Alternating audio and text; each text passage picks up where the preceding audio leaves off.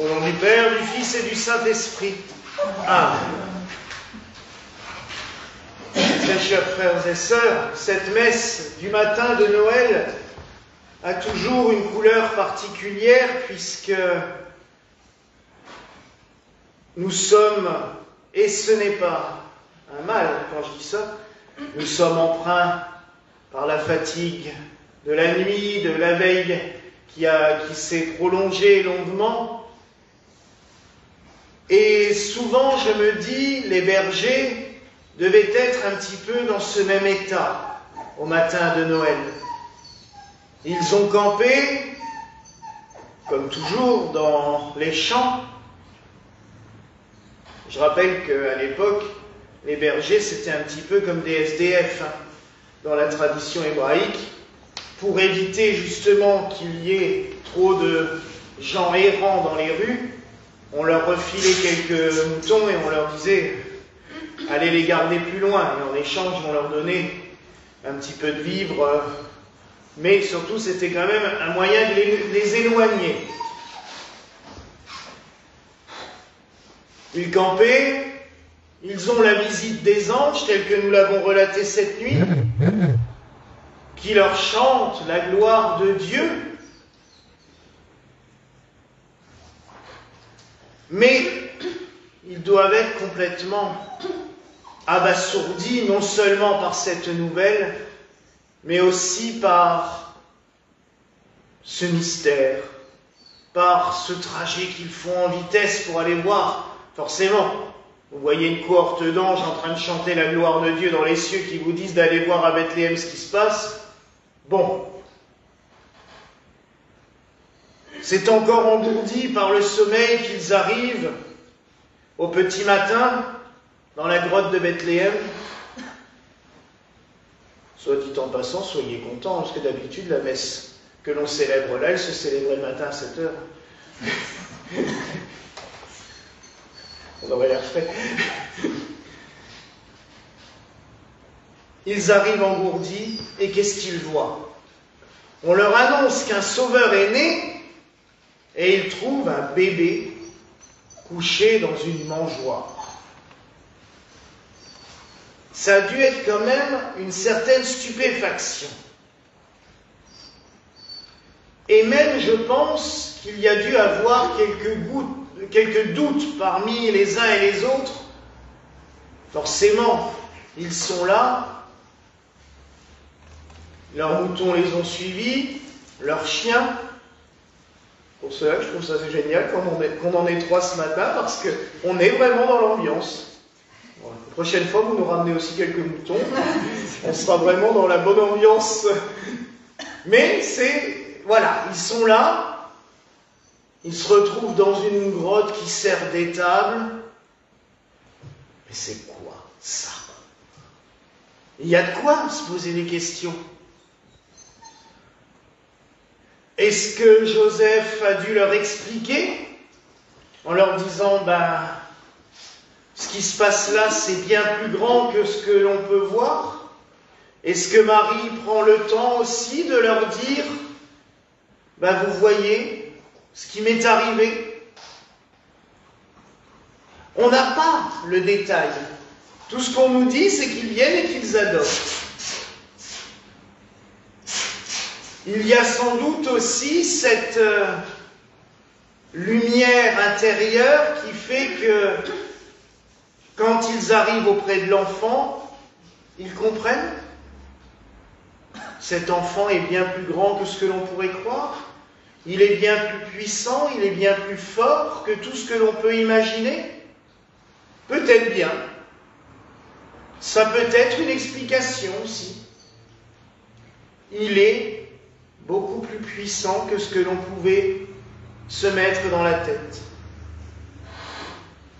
Qu'est-ce qu'il est pour nous, ce petit enfant? Nous qui sommes comme des bergers, à contempler un mystère qu'on ne comprend pas toujours.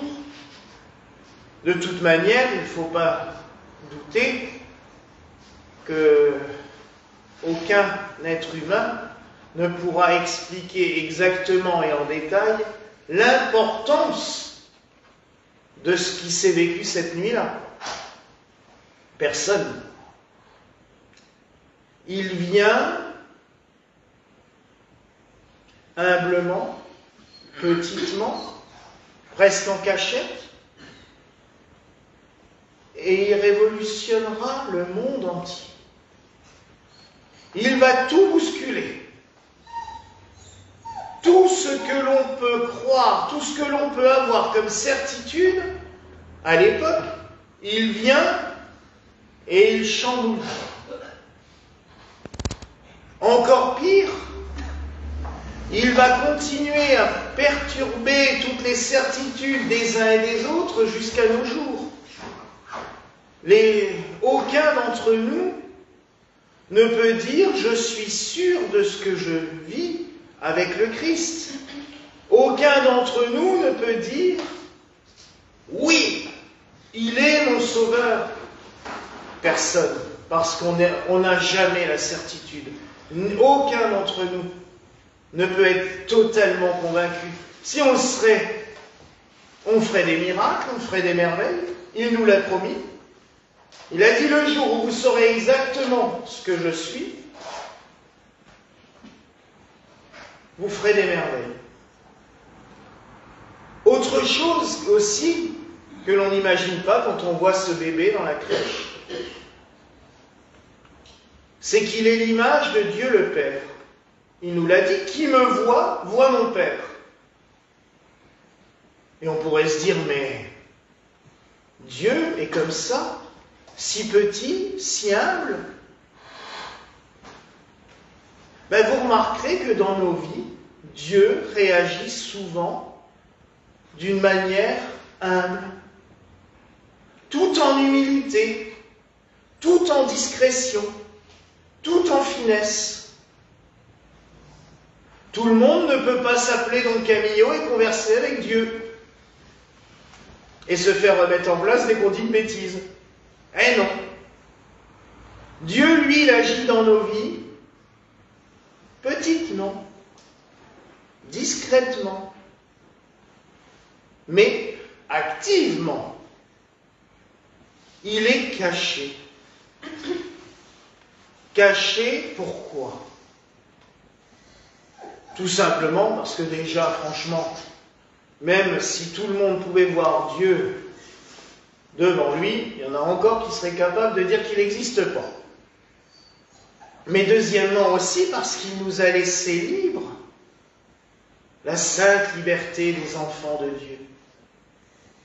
Il veut que nous grandissions par nous-mêmes, que nous fassions nos propres expériences, et même notre expérience de Dieu, parce que ça aussi c'est quelque chose, faire l'expérience de Dieu. Qui est-il? Comment est-il dans nos vies? À nous de le trouver aussi. Lui, il n'est jamais loin. Avant, je vous citais le film Don Camillo, je le recite parce que je trouve ça très beau. Quand Dieu dit à Don Camillo, « Oh, on est plus près de vous ici qu'à Rome ». Parce qu'il ne l'entendait pas quand il travaillait à Rome. Et il lui dit, « Mais Dieu est à la même altitude partout. C'est toi qui es plus près de toi ici. » Dieu est partout présent, en chacun et chacune d'entre nous. Mais des fois, c'est nous qui, en nous éloignant de nous-mêmes, nous éloignons de lui. À nous d'aller le chercher dans la grotte, au plus profond de nous-mêmes, parce que c'est là aussi qu'il vit, au plus profond de nous-mêmes. Je le disais cette nuit, nous sommes toutes et tous des crèches. Nous sommes toutes et tous des grottes de Bethléem où Dieu vient vivre en nous. Mais il faut aller le chercher. Il faut faire la même démarche que les bergers, à qui on a annoncé la grande nouvelle. Mais après, il faut se dire, ok, donc maintenant, il faut que j'aille vers lui. Les anges leur ont annoncé la nouvelle, mais Dieu et l'enfant n'est pas venu à eux, il n'est pas apparu à eux. Ils sont allés vers lui. On nous a annoncé la nouvelle, maintenant à nous d'aller vers lui. D'aller vers la grotte de Bethléem, mais surtout d'aller vers celle qui est en nous, et d'aller y dénicher la présence de Dieu. Il agit en nous, il travaille en nous, tout le temps. Il faut juste faire le petit effort de le ressentir. Alors oui, dans les soucis quotidiens, dans les peines, dans la douleur de la maladie, il y a des fois, on a l'impression qu'il nous a abandonnés ou qu'il n'est pas là. Non. C'est juste nous qui avons remis un tas de pierres devant la grotte et que du coup, on n'arrive plus à y rentrer. Alors il faut les enlever pour pouvoir de nouveau se rapprocher de lui. Vous savez, tous ces cailloux qui nous empêchent d'avancer, les chemins du Seigneur que Jean-Baptiste, durant tout l'Avent, n'a pas arrêté de nous répéter, d'enlever les pierres sur le chemin pour avancer vers Jésus. Eh bien, à nous de le faire. Vous voyez que cette messe du matin de Noël, elle a un caractère particulier. Elle est humble, elle est intime, même je dirais, parce que on est dans l'intimité de la grotte de Bethléem avec les bergers. Là, nous découvrons Dieu qui s'est fait homme, mais qui s'est fait surtout petit enfant. Humble, pauvre. Cela n'empêche qu'il est le roi des rois, qu'il est dans toute sa gloire, comme les anges l'ont chanté cette nuit. Mais il est là, de manière discrète. À nous d'aller le retrouver, d'aller le chercher.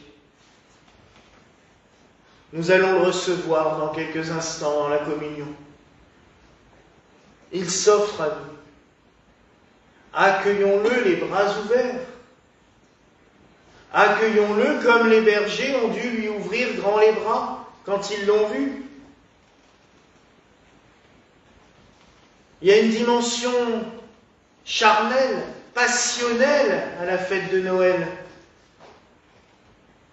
Je lisais ce matin un ami prêtre qui écrivait que la messe de minuit, c'est un peu la messe de l'émerveillement, parce qu'il y a les anges, il y a la lumière en pleine nuit, les chants. Et que la messe des bergers, c'est plus la sensation, c'est plus charnel. Et on aurait vraiment envie de le prendre dans les bras, de l'embrasser comme le faisaient les frères franciscains dans le temps. C'était très beau le matin de Noël, les frères franciscains, le père gardien, parce que c'est comme ça qu'on appelle le supérieur du couvent, allait à la chapelle avec des servants, prenait l'enfant Jésus, et pour le réveil, il passait devant toutes les cellules, il toquait en disant « Laudate Dominum », le frère ouvrait, et il embrassait l'enfant Jésus, et ainsi de suite, de cellule en cellule. Qu'est-ce que c'est beau!